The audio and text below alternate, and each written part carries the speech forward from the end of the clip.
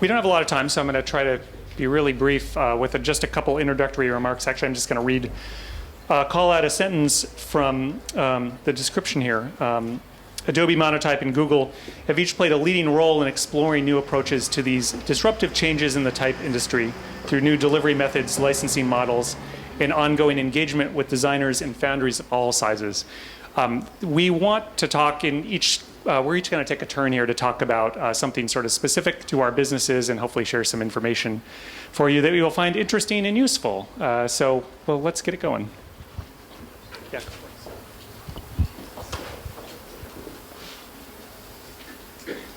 Do you want to do the overview? No, go ahead. Okay. So a few things that we're going to talk about today is first we're going to go through adoption metrics. And we've... Okay. Is that better? Yeah. Okay, great. So first we're going to go through adoption metrics, and we've been doing this for quite a few years now to show the growth and adoption of web fonts over the years. And so we're excited to give an update there. Then after that, as Chris mentioned, respective sections from around the industry, which you can probably read quicker. Okay, so first adoption metrics. So let me back up. First, it's incredibly humbling for me to be here. The impact that this small community has across the world is just mind-blowing. And with web fonts, we're being able to, we can begin to quantify that, and it's truly amazing. So we'll go through some of those numbers. But first, to explain, one set of numbers that we're going to go through are the ATypI archive numbers. So that's a resource that's available on the web for tracking web technologies. With ATypI archive, they only look at home pages across the Alexa top 100, 1,000, 500,000. So that gives you a sense for how the technology is being adopted, but not the complete picture. So at Google, we do a much deeper crawl across the web where we go through every page on a website. And that sort of lets us look into the future. What we've seen is that when large sites roll out web fonts, they don't start on their homepage. Rather, they start on the leaf page. And then as they gain confidence and whatnot, they tend to roll it out across their site and finally their homepage. So with that deeper analysis, we're able to get a bigger picture of where things are going. And I would like to also thank the team and Rod Cheater who gathered this data. It was a lot of work. Okay, so if we look at the ATypI archive, it shows that for the Alexa top 1,000 sites, just looking at home pages, web font adoption is now up to 56%, which is a 6% increase over last year. That's a really nice jump. When we do the deeper analysis, so this is looking for sites that have one or more pages using web fonts, we see much, much higher adoption rates. And so this indicates to us that there's a tidal wave of adoption that's coming. So this is really exciting. When looking across more of the web, and this year we're crawling more pages than last, we're now seeing 10 billion web pages using web fonts, and this is really significant. In essence, we found twice as many pages using web fonts as last year. Next, the number of domains using web fonts has increased significantly as well. What's really interesting about this is there's some correlation between the number of developers who are rolling out websites and whatnot. So to us, this indicates that there's probably multiple tens of millions of developers that are now using fonts. And those are your customers. And so to see the customer base grow that significantly is fantastic. Other interesting stats that are good to be aware of is that mobile traffic is on the rise. And just in this year, it surpassed desktop traffic. So that's very important to be aware of as we look forward. And when you add up mobile plus tablet, it's approaching 60%. And if you look at the trend lines, that trend appears like it's going to continue for some time. Web font views by script. So here, most of the web font usage today through Google Fonts is still Latin. Not much of a change from last year. This does indicate that there is a significant opportunity ahead for non-Latin, but it hasn't happened yet. When we go through all of these numbers, they can be so big that it can be hard to relate.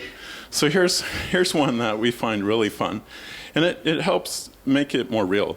So Gangnam Style, when it became the most viewed video on the web, it broke 1 billion views.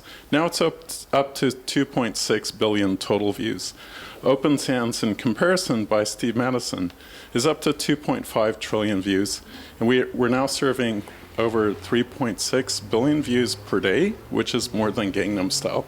So again, it goes to show the opportunity and the impact that you all have on the world, which is just mind-boggling to me. Another trend that we've been tracking over the years, and this sort of carries over into Theo's portion, is Flash versus web fonts.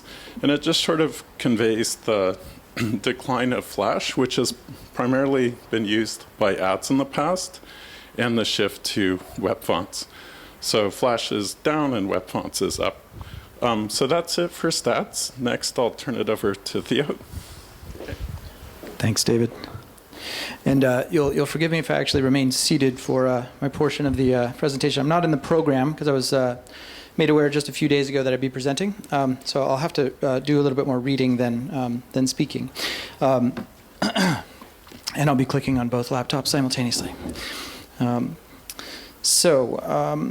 In other web font news, the digital ads opportunity is a large and growing business that the font industry as a whole is really only beginning to service. And it's a really interesting opportunity for, I think, everyone here, because the business consists of 100% commercial and recurring usage.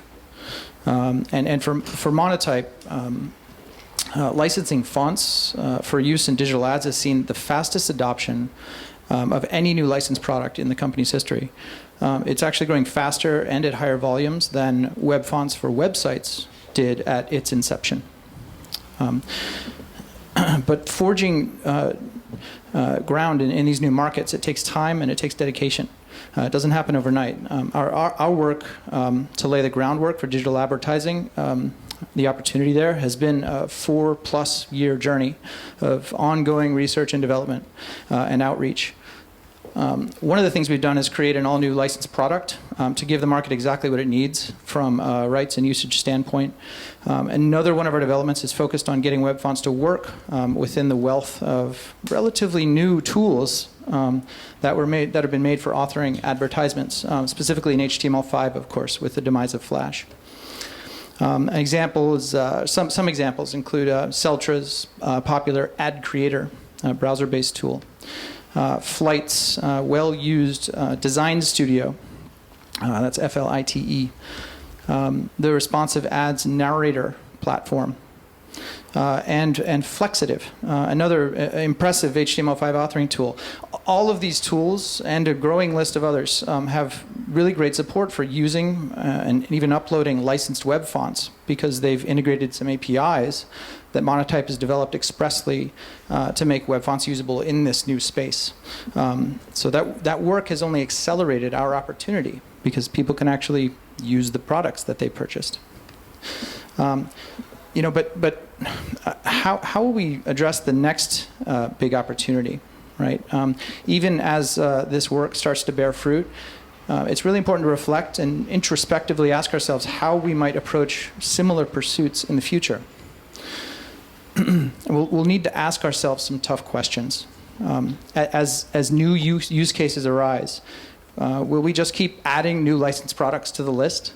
Is there a point at which this discrete use-based approach to licensing fonts gets cumbersome for both font sellers and our customers? Is it already cumbersome? And due to advancements in technology, all of those relatively fixed discrete use cases are starting to collide. So this well-known piece of software, Google Docs, of course, uses web fonts to display text in the browser while editing a document. But it also uses that same web font data to output PDFs, EPUBs, and other things. And users, of course, can share documents with each other and work on them simultaneously. And these scenarios start to get a little sticky for discrete use case-based licensing models because it blends these use cases for web fonts and desktop publishing together while also opening up all new scenarios such as sharing fonts and collaborating in real time. Meanwhile, right, our customers live in an age where their expectation is that everything should just work. Right? All of these complications shouldn't be necessary in their opinion. So platforms like TypeKit seek to address some of these scenarios, at least, by offering a subscription that enables relatively broad usage rights to the fonts in their library. Customers can use the font IP included in the subscription in many, many places. However, this model doesn't necessarily work for font creators who prefer some level of discrete usage or pricing variations per use case and those types of things. So coming up with an approach to licensing that satisfies both discrete usage and pricing, easy to understand rights, and also the flexibility to accommodate future scenarios is something I believe our industry should spend considerable time thinking about, because those future needs are coming on fast. Virtual reality, just as one example, is a newer use case where fonts don't necessarily just work yet. As was the case with web fonts for websites, and then for digital ads, new technology and perhaps new licensing models are going to need to be developed that help maximize the market for type in VR. And then, of course, what about web-based HTML5 VR? That it already exists. Well, our customers have the right to use web fonts that were licensed for websites or for digital ads in that space. What if you have a VR HTML5 digital ad? Right? So this is just another potential example of colliding use cases against a discrete model. So we're going to need to ask ourselves, should we license the usage? Should we license the technology? Should we do both? Is there some combination? Or something else altogether? And the answers to these questions might vary for each individual foundry, but they should probably the answer should be most interested in how the font IP adds value to the finished product. Right? And as use cases continue to expand and blend together, augmented reality, for example, the type industry is going to need to collaboratively develop new technologies and licensing models that address our customers' needs. So how do we make this work? Well, first, we need to admit to ourselves that we don't yet have all the answers. Right? We're going to need to embrace a culture of continuous change and experimentation, almost like startups, and accept that a certain amount of failure is going to be inherent in that approach. Some of the ways that this experimentation has already begun within the industry, you've probably heard about at the conference so far, but some others include it looks like I'm a little out of order here, but the Monotype library subscription, right, where a wide range of desktop fonts available at a fixed lower upfront price. Some of the slides are out of order. Let's see. Some design asset marketplaces allow IP sellers to experiment with price points against various sets of users or cohorts. And of course, lowering pricing might increase the addressable market for your fonts, which could ultimately lead to more usage of your fonts and more total revenue, depending on what your goals are. That might be interesting. Platforms you may have heard about recently called FontStand, such as FontStand offer font rentals, which could unlock new customer segments and provide tighter transaction frequencies, more frequent cash flow. Right? Organizing fonts into packs or albums can, of course, increase perceived value with some customer segments. And as we look to an even more distant future, we should not rule out wildly new models like direct consumption-based business models, maybe like YouTube's Content ID. This is currently something available for music and video owners. The basic concept here would be something like this. And again, this is very future-leaning. The fonts themselves, or a set of fonts, are 100% free to use and put into content, right? You can just download them for free and use them in your content. But someone, either the viewer, the publisher, a sponsor, an advertiser, for example, or perhaps some combination of those three, could pay the font owner only when the font is viewed. Right? So this could potentially include technologies like micropayments, blockchain, et cetera. And the interesting thing here is that removing the financial barriers to using the font, right? It's effectively free to use, could create significant scale of usage. And as David once said to me a while ago, massive scale really changes everything. Right?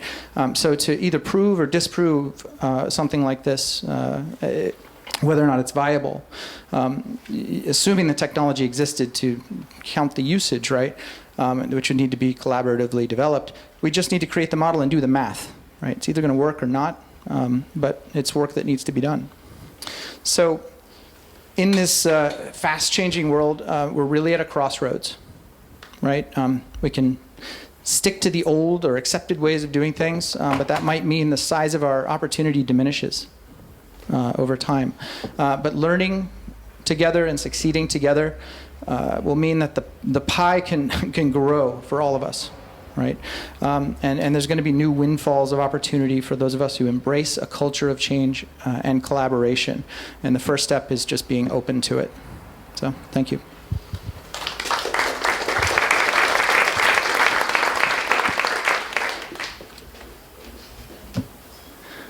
Has everyone heard of Adobe Creative Cloud? No? Nobody?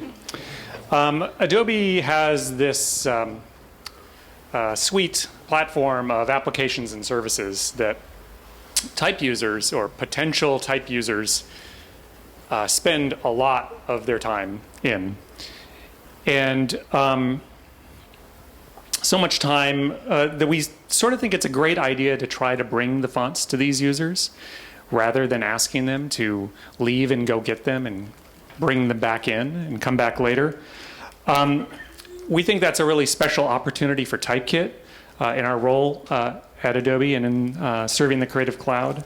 But we also think it's a really great opportunity that we can share with designers to let them in and come into the Creative Cloud and sort of meet these type customers who are in desperate need of type. So I want to talk a little bit, I don't have a lot of time, but I want to talk like really high level about what our goals are and also tell you a little bit about who Creative Cloud users really are. TypeKit's goals are pretty simple. These are just a few of them. We are really focused on user satisfaction. That's what Adobe wants us to do. Adobe's in the business of selling Creative Cloud subscriptions, and that works best when Creative Cloud users are really satisfied with what they're getting accomplished there. So we at TypeKit want to make sure that all the users have a tremendous variety of type so that they can, when they go looking for something, they can find it. If they don't find what they're looking for, we want to give them tools to find it after they've maybe looked the first time.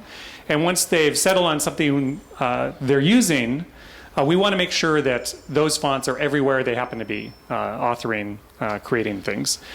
Another big goal we have is foundry success. If you hadn't noticed, TypeKit really depends on all the content of our foundry partners, all the fonts in the TypeKit library.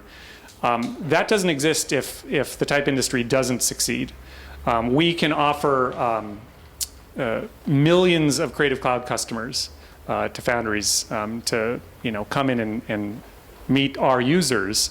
And we can pay on the usage that our users do with their type. And we're really kind of focused on font protection too. This has always been part of TypeKit and sort of a general thing that you get along with the subscription, but we want, at TypeKit, we want a consistent, effortless kind of license. We try very hard to make sure that the licensing experience for everybody that's using TypeKit is identical because we think users really want that. They don't want to have to think about the license. It's almost, we really kind of want it to be invisible and we want to depend on TypeKit to control what they do with it so they don't have to worry so much about it. That's important. And of course, actual protection of font because they're staying inside this closed TypeKit system, a subscription system that doesn't let them like carry the fonts off somewhere and do something different.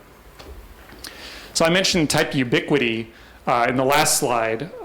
This really means just having type everywhere in Creative Cloud.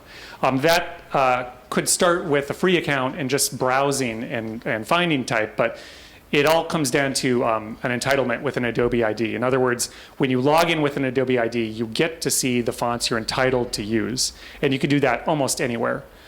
We expose TypeKit now, not just on typekit.com, but through these integrations in our desktop apps, in new mobile apps like Comp, where someone can log into their Adobe ID and actually use fonts on in a mobile authoring application there, and then maybe put them up in the cloud and bring them back down to the desktop later.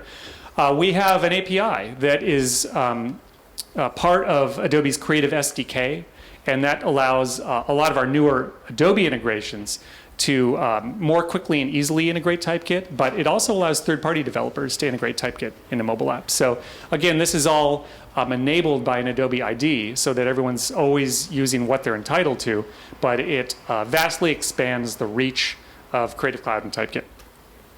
Beyond that, we have tools for people to find what they need, either find missing fonts or fonts that aren't available to them at all, something similar. So again, it's really important to Adobe to expand out into these other platforms, other devices. It's not just about the desktop anymore. We're really trying to build apps for our users wherever they happen to be working. And a lot of that is mobile and maybe even in the web, in web apps and things. You've probably seen this missing fonts dialog. It's undergoing sort of a slow evolution, but we think it's going to end up being a really useful tool as people begin to author things and pass them on to other people. Again, it's a single user entitlement. So you create an InDesign document. You don't get to pass the fonts on to the next person. They open the InDesign document. InDesign will tell them what they need to sync in order to continue working. Also a great way for foundries to reach new users. You don't know where a document's going to go. Somebody who's never heard of your typeface might open a document and realize they need to use it in order to keep working. And then we've just we're starting to roll out this technology to find similar fonts. It's a font matching technology we've developed. It's in Photoshop now. So you can actually take a picture. This is a proprietary typeface from San Francisco Museum of Modern Art. So you can't go buy this, but you can open up an image in Photoshop, select some type, and TypeKit. Photoshop will tell you, will call TypeKit and offer up some alternatives that it thinks might be close to what you're looking at. Really quickly, I want to talk about who TypeKit really serves. We serve Creative Cloud subscribers, but these are all individual accounts. They're all individual users. We don't really do group licensing. Adobe has enterprise licenses for Creative Cloud, but when it comes to TypeKit, it all boils down to a single user ID, an Adobe ID, which corresponds to a single person. And this is how we measure and track licensing. And I say retail customers here. That's kind of a flippant term, but what I mean by that is just people who've punched in a credit card, subscribed to Creative Cloud. There are all kinds of people, designers, developers, publishers, hobbyists. It could be anybody. But there's just millions of people, and they're not necessarily all hardcore designers or professionals or agencies or anything like that. We don't really have a lot of business or enterprise customers with TypeKit. TypeKit has a lot of plan levels. Almost every single one of our users is either a free subscriber or gets a TypeKit Portfolio Plan, which is our basic plan that comes with a Creative Cloud subscription. We have Performance, Business, and Enterprise plans, which are higher volume plans that people can upgrade to if they need to. A really, really tiny slice of TypeKit's active users. And ever since we've rolled out our desktop sync feature, it is kind of gone straight up. These days, almost 90% of our active users do not use web fonts at all. It's really all about sync these days, and I think that really means that people are starting to expand their use of TypeKit throughout Creative Cloud and our applications, because that's where sync fonts do the most work. So overwhelmingly sync users. We want to give people the ability to create content anywhere, which is what the sync license does. And that's really just a print and digital document license. So it's a pretty narrow license. I want to say that we obviously don't support a lot of other popular licensing models yet. We don't, TypeKit fonts you can't use for app embedding or in a server. or in web ads. It's not to say we won't try to figure that out someday, but really right now it's a very sort of discrete kind of user that we're serving in Creative Cloud. Here's just a quick look at what I was talking about before, web versus sync. These are different graphs on totally different scales, but what I want to point out is that even though our web font, this is total traffic, like page views versus syncs, like the number of those things that happen in a month. So we serve plenty of web fonts. We're up to 126 billion page views per month now, serving web fonts. But if you look like over the last 3 years, what's happened with sync since we kind of rolled it out, it's gone up to about 45 million syncs per month now. And that's tremendous growth that seems to be just growing continuously. So just to summarize what I'm talking about here, we're here to serve our Creative Cloud customers. That's what TypeKit does now. We really want to offer everybody a single licensing model so that it's very simple for them and it's very singular in purpose, really, for us. We leave the complexities of other licensing models to foundries. And believe me, plenty of our customers write to us and ask, can I embed this in a web app? No. We say, go talk to the foundry. We're always happy to send people off to the foundry if we can't help them. And we can't do it all. So that's what I'm saying here. It's we really relish the chance to work with foundry partners to bring them to all our Creative Cloud customers. But that's one thing we do, and we think foundries are going to continue to do other things just as well and succeed. So complementary kind of thing TypeKit does with foundries. Thanks.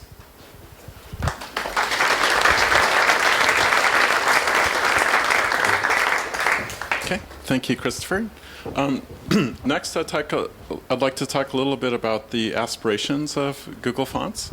So the project started as a 20% project in 2008. And if you're not familiar with Google's 20% program, what that means is as an engineer, you can spend 20% of your time working on something different, creating a new product, helping another one, whatnot. In reality, it means nights and weekends. So that's what happened. But it was all in response to requests from our users at the time, where they were very eager to use more fonts in our online apps. And at that time, we were limited to a few common system fonts, and that was just not enough for our users. They really wanted to be able to use much more. When we started looking into it, we realized that we weren't the only ones in the industry that wanted to see web fonts happen. And so there was always this desire from the very beginning to work across the industry to realize the web font opportunity. At the time, in 2008, it seemed really straightforward. It's fonts. How hard could it be, really? When we started digging into it, it turned out that there was a tremendous amount of complexity, especially when you want to try and optimize the experience and support all browsers, platforms. And so all of that complexity ended up creating a tremendous opportunity to put a simple API on top of it and make it easy for everyone to use. It's always been a small team, a small bottoms-up effort.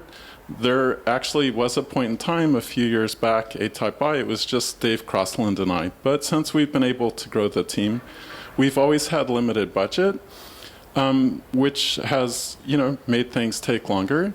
But our desire has always been to, experiment, see what works, launch, iterate. And you'll see that throughout this presentation. To explain our font collection a little bit, so typography is just core to the success of Google's platforms, which at first were web and now increasingly mobile. Without typography, the platform is just not viable. So we envision building a core set of, minimal set of fonts, 1,000 families, which would be 0.1% of the world's fonts. And as I talked about earlier, there was always that desire to fully collaborate across the industry through standards bodies, working closely with other web font services, browser vendors, and then along the way gather as much data through the large-scale web analysis or serving and share that back with the industry so that everyone else could see what's working, what's not. And for the things that aren't working, no need to try that.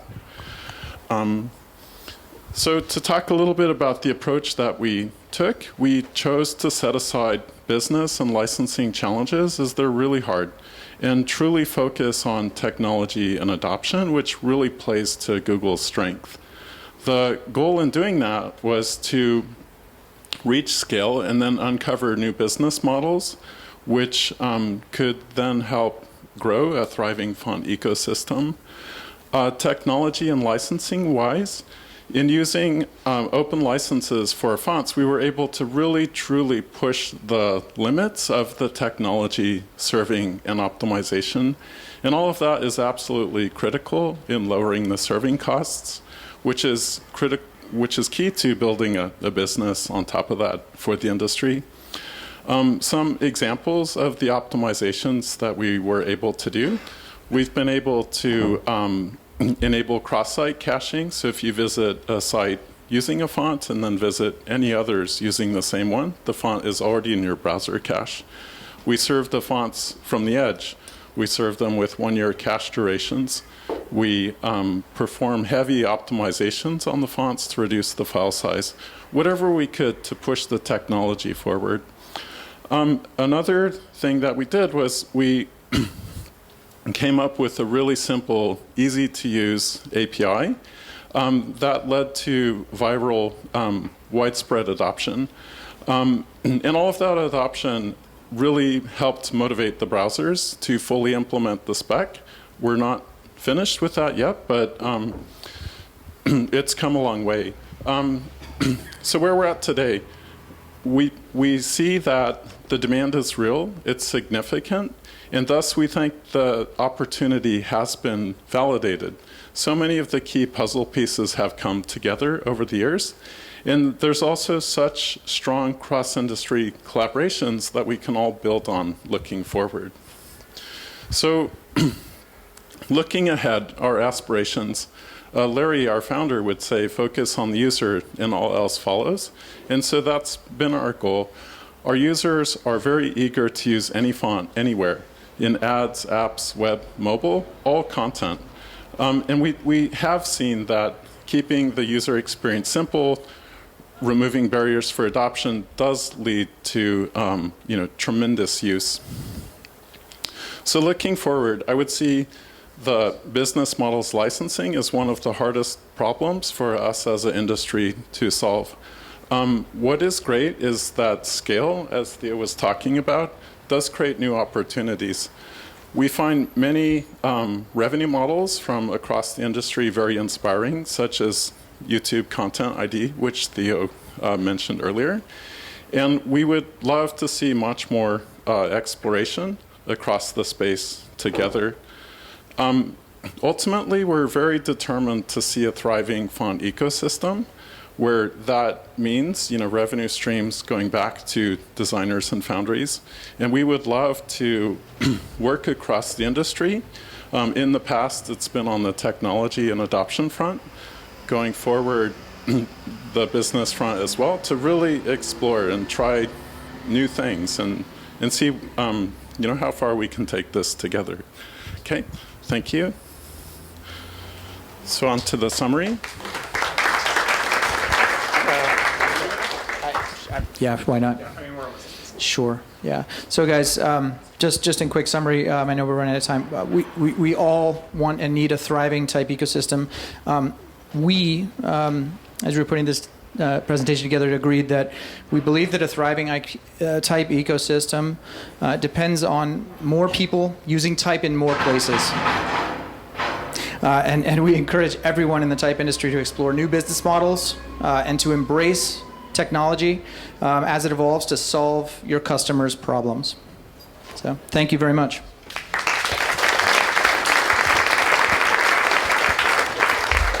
Thank you too. And we have a coffee break here, a little bit shorter than the other room, maybe until 4, and start up again with, what was it? David Jonathan Ross.